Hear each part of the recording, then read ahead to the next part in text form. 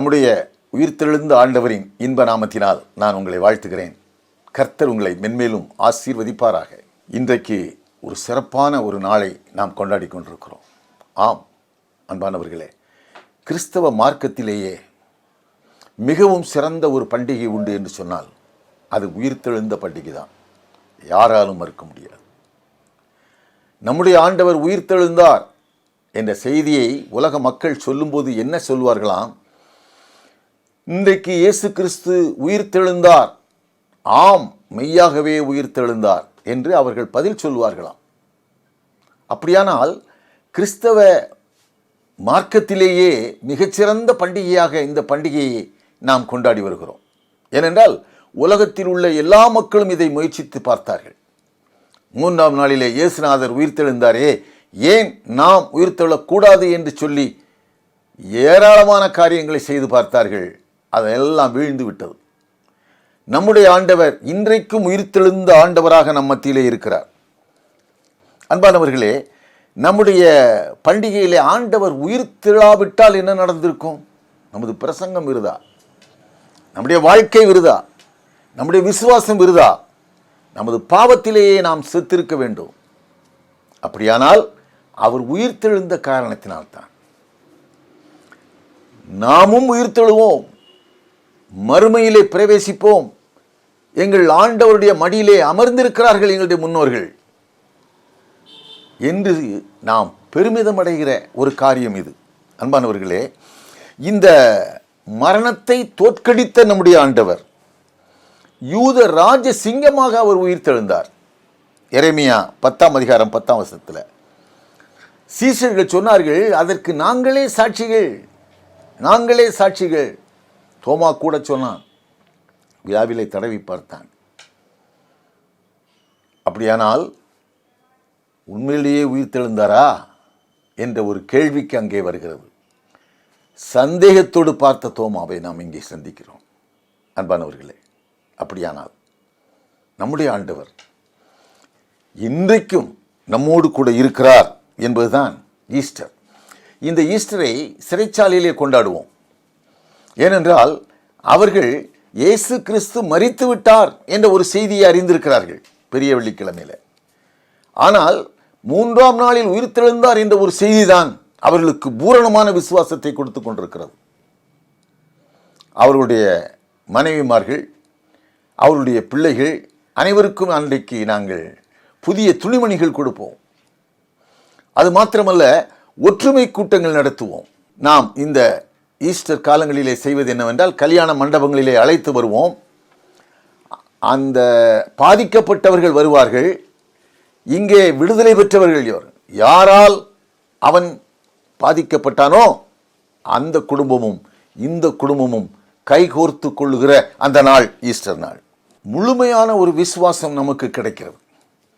ஒரு தடவை நான் ஒரு ஏழை ஒரு மரண வீட்டுக்கு நான் சென்றிருந்தேன். மிகவும் ஏழைகள். அது ஒரு குடிசையிலேயே அந்த தகப்பன் மரித்து விட்டார். வயது 40 இருக்கும். நான் ஆராதனைக்காக சென்றிருந்தேன். ஆராதனையில் நான் அந்த சடலத்தை பெட்டியிலே வைத்து விட்டார்கள். உறவினர்கள் யாரும் இல்லை. பக்கத்து வீட்டிலே இருந்தவர் தான் வந்து உதவி செய்தார்கள். சரி, வைத்தாயிற்று. 4 பிள்ளைகள். அவருடைய மனைவி அடுத்த நாளுக்கு ஒன்றும் கிடையாது, சாப்பாடு கிடையாது. ஏனென்றால் இவன் தான் உழைத்து வந்து அந்த குடும்பத்தை காப்பாற்றி இருக்கிறான். பெட்டியை மூட முடியல. ஐயோ, கதறல் கதறல். இந்த பிள்ளைகள் விழுந்து அப்பா அப்பா அப்பா. அவனுடைய மனைவியை விழுந்து, ஐயோ போயிட்டீங்களே போயிட்டீங்களே, நாளைக்கு என்ன செய்வோம், நான் பிள்ளைகளை எப்படி காப்பாற்றுவேன் என்ற கதறல் என்னையே உலுக்கிற்று. நான் கொஞ்ச நேரம் பார்த்தேன்.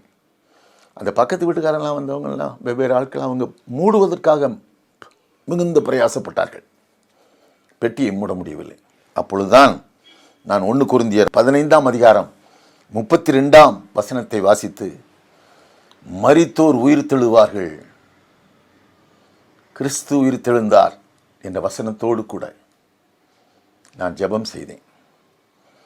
நான் சற்று நேரம் ஜெபித்த பிறகு அந்த தாய் அந்த பெட்டியிலே விழுந்து கிடந்த தன்னுடைய பிள்ளைகளை தூக்கி எடுத்து தனியாக கொண்டு வந்தாள். அந்த தாயும் ஒதுங்கி நின்றாள். யாரையோ போய் வாருங்கள் என்று பயணப்பட்டு போகிற ஒருவனுக்கு எப்படி வழி அனுப்புவார்களோ அதை போல அந்த பிள்ளைகளும் தாயும் மறுபடியும் எங்கள் கணவனை காண்போம், மறுபடியும் என் தகப்பனை காண்போம் என்ற விசுவாசத்திலே அவர்கள் வழி அனுப்பி வைத்தார்கள். பெட்டியை சரியாக மூடிவிட்டு நாங்கள் வெளியே வந்தோம். அன்பானவர்களே, இது எதை காட்டுகிறது? உங்களுடைய விசுவாசம் அதுதானே, என்னுடைய விசுவாசம் அதுதானே. என்னுடைய தாயும் தகப்பனும் எங்கே இருக்கிறார்கள்? என் ஆண்டவரின் மடியிலே பரமண்டலத்திலே இருக்கிறார்கள். என் ஆண்டவரோடு கூட இருக்கிறார்கள். ஒரு கள்ளனை பார்த்து ஆண்டவர் சொன்னார், நீ இன்றைக்கு என்னுடனே கூட பரதேசில் இருப்பாய். முழுமையான விசுவாசம் அல்லவா? ஆண்டவர் உயிர் தெழுந்தாரா? அவர் எப்படி உயிர் தெழ முடியும்? அப்படியானால் மக்கள் எல்லாம் உயிர் தெழுவார்களா? இது எப்படி சாத்தியமாகும்? கப்பலிலே இறந்திருப்பார்கள், கடலிலே இறந்திருப்பார்கள், ஆகாய விமானத்திலே இறந்திருப்பார்கள், ஆறுகள் குட்டைகளிலே இறந்திருப்பார்கள், ஆக்சிடென்ட்ல இறந்திருப்பார்கள். எப்படியோ மக்கள் பலவேறு விதமாக இறந்து கொண்டிருக்கிறார்களே. கிறிஸ்தவர்கள் இதை நம்புகிறார்களே எப்படி? ஒரு இமைப்பொழுதில் எல்லாரும் உயிர் தெழுவார்கள் என்று சொல்லப்படுகிறதே எப்படி? இது எப்படி ஆகும் என்று கேட்டார்கள். உண்மையிலேயே நான் அதை ஒரு உதாரணத்தின் மூலமாக சொல்லுகிறேன். சர் ஐசக் நியூட்டனுடைய வரலாற்றை நான் படித்துக் கொண்டிருந்தேன். சர் ஐசக் நியூட்டன் ஒரு விசுவாசி. அவரிடத்திலே இந்த கேள்வி கேட்கப்பட்டது. அவருடைய அசிஸ்டன்ட்ஸ் விஞ்ஞானிகள்லாம் இதை கேட்டார்கள், எப்படி ஐயா முடியும் என்று. அப்பொழுது அவர் சொன்னார், ஒன்றும் சொல்லலை, மேஜையில் இருந்த இந்த காந்த துகள்கள் இருக்கு பாருங்க, அதுகளை கொஞ்சம் எடுத்து கீழே போட்டார். இன்னொன்று ஜாடியில் மண் துகள்கள் இருந்துச்சு, அந்த மண்ணுகள், அதை அள்ளி அந்த அதில் போட்டார். போட்டு கலக்கி எடுப்பாங்க. கலக்கிட்டு அவருடைய அசிஸ்டன்ஸை பார்த்து, இங்கே வா, இதை தனித்தனியாக பிரிப்பானார். அவன் சொன்னால், அது எப்படி பிரிக்க முடியும்? அந்த பக்கத்தில் உள்ள காந்த தோள்களை போட்டிருக்கீங்களா, அது இல்லாமல் சரிது. இந்த பக்கம் மண்ணை போட்டிருக்கீங்க, மண்ணும் காந்தமெல்லாம் ஒன்றா சேர்த்துருக்கீங்க, இதை எப்படி பிரிக்க முடியும்? பிரிக்க முடியாதல்லவா? பிரிக்க முடியாதா? ஆமாம், பிரிக்க முடியாது. இப்போ பாருங்க சொல்லி அதே மேஜையில் இருந்த ஒரு காந்தத்தை எடுத்து, ஒரு காந்தம் லாட மாதிரி ஒரு பெரிய காந்தத்தை எடுத்து அது மேலே ஒரு 2-3 அடிக்கு மேலே அதை காட்டினார். அந்த காந்தத்தை காட்டும்போது அங்கே இருக்கிற அந்த இரும்பு காந்த துகள்கள் இருக்கிறதல்லவா, அவைகளெல்லாம் மேலே வந்து ஒட்டி கொண்டன.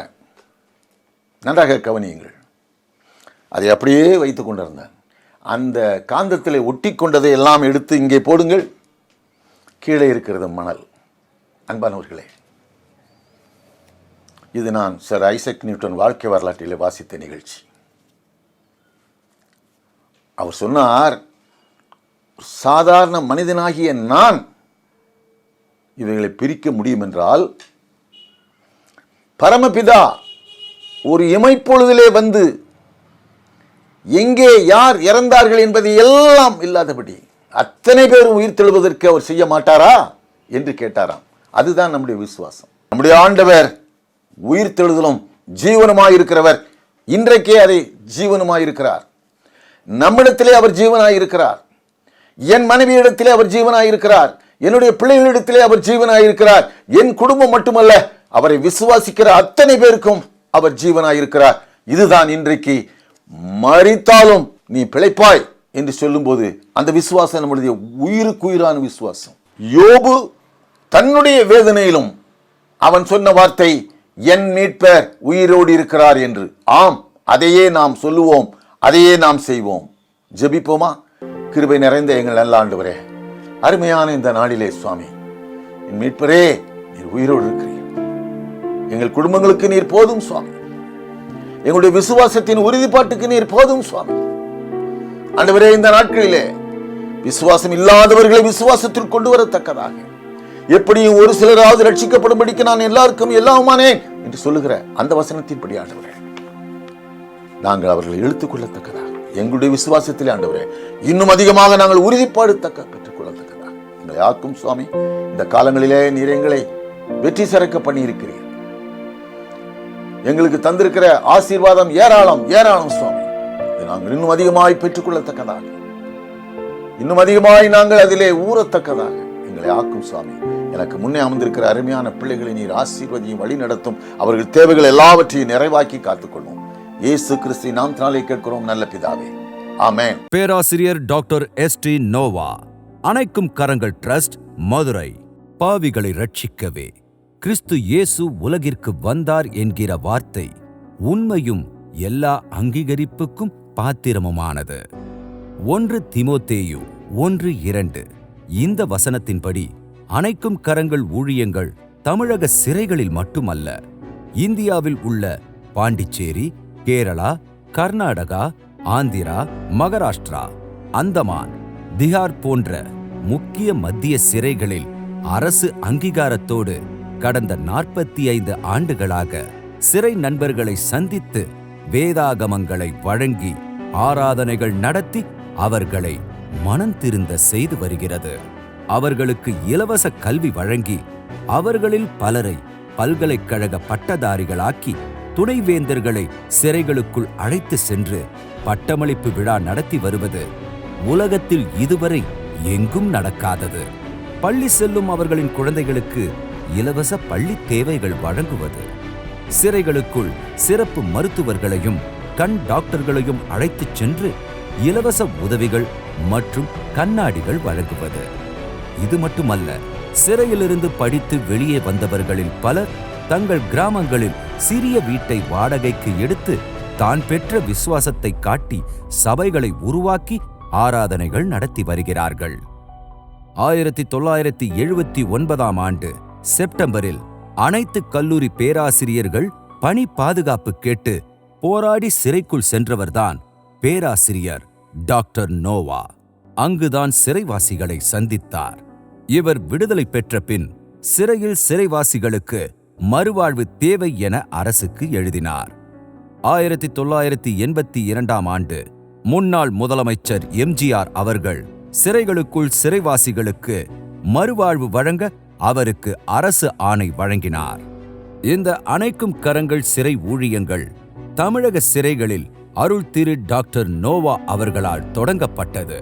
சிறைகளுக்குள் ஆராதனைகள், தங்களது பாவங்களை அறிக்கை செய்தல், மனம் திருந்தியவர்களின் சாட்சி கூறுதல் மற்றும் கிறிஸ்மஸ், ஈஸ்டர் மற்றும் புது வருடங்கள் போன்ற பண்டிகை காலங்களில் சிறை நண்பர்கள் அனைவருக்கும் அன்பின் விருந்து நடத்தி அவர்களை வழிவிலகி போகாதபடி அவர்கள் குடும்பங்களுக்கும் சிறப்பு உணவு வழங்குகிறோம். எல்லாவற்றிற்கும் மேலாக அவர்கள் விசுவாசத்தில் உறுதிபட திருமண வயதில் உள்ள அவர்களின் திக்கற்ற பெண் பிள்ளைகளுக்கு ஆங்காங்கே அவர்களது கிராமங்களில் திருமணங்களை அணைக்கும் கரங்கள் மூலம் நடத்தி வருகிறோம். கடந்த 45 ஆண்டுகளில் 2500 திருமணங்கள் இதுவரை நடத்தப்பட்டுள்ளன.